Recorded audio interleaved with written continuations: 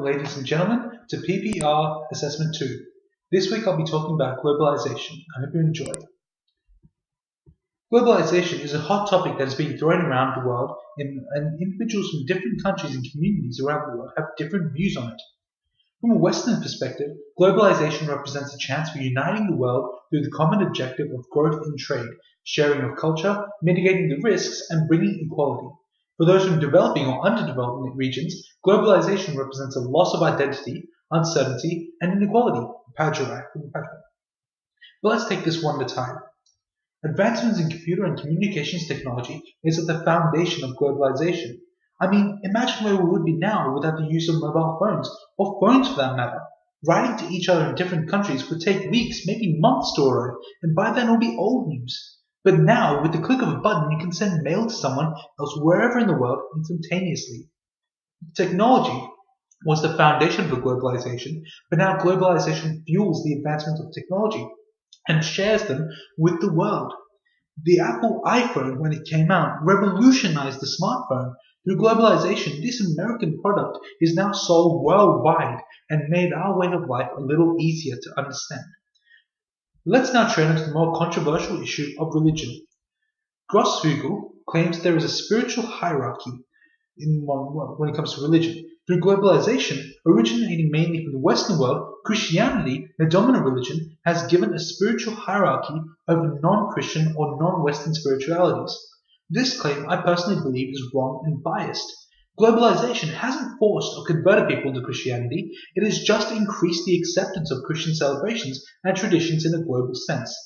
For example, when I was in India on holidays in the 2004-2005 December-January period, there I was surprised to see signs and advertisements for Christmas sales, and Christmas time in general.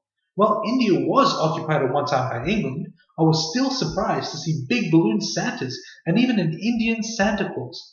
But even with Christian celebrations being prevalent in a foreign country, that doesn't mean that there aren't traditional local celebrations as well. I can vouch that in India, Diwali is celebrated with even more intensity than Christmas. On the flip side of the coin, we can also ask ourselves that if a Western celebration like Christmas can be celebrated globally, why can't foreign or non-Western festivities be celebrated in Western countries? If globalization does claim to be fair and equal and to unite the world, why can't every household in, say, America celebrate Diwali or Chinese New Year rather than it just being a tourist attraction in Chinatown? Globalization has forced the views of the dominant or wealthy countries onto the poor developing countries. Ideals such as right and wrong, how society should work, democracies, and even certain behaviors. Let's look into Asian cultures. Here, India and Middle East are included as well. Arranged marriages were the norm. It was rare for two individuals to marry out of love unless there was a parental agreement on both sides. Marriages were usually done like a business deal, so it was favorable to have wealth and assets on your side if you were getting an arranged marriage. However, through globalization, modern Western societies have deemed that wrong and bad, and therefore, through a few generations, arranged marriages have become less of a norm, and more people are marrying out of love. The early use of the word force may have been a bit harsh on my part, as there are more negative connotations associated with it. A positive of globalization, especially with regards to them coercing their ideals onto other nations, is democracy. Now, while this too does have negative connotations, the positives are that it is handing power and a sense of involvement to the citizens of the people of a country. Without the ideal of democracy, countries like Egypt would still be controlled by a dictator, either under the guise of a fake democracy or just through fear alone. And even when people try to revolt against the ruler, a second could just immediately take over and keep repeating the circle again and again. Let's look at another positive of a globalized world. Through globalization, the world has become connected through means of trade and economy. Buyers from one country are directly able to buy products from a seller in another country, just like when I bought a watch from Korea through eBay just last month. And this isn't limited to just customers. Businesses can do this as well.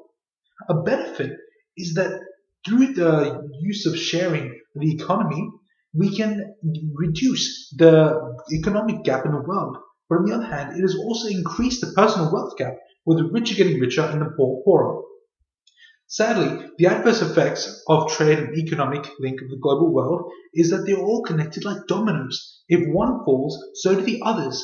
The GFC that occurred in 2009 was the result of the American market crashing, and as a result, the world soon followed. Had there not been such a strong connection between countries, damage would have only stayed in America. In conclusion, there are many possible futures out there. However, the one I believe in is one where the world is united, where people don't discriminate based on geographic location or social norms, and I believe this is possible through globalizing our world into one that accepts all and allows everything to live harmoniously with each other. Of course, we would still be citizens in our own country, but we would be more than global citizens, engaging in the world around us and making it a better place. That's the end. I hope you enjoyed.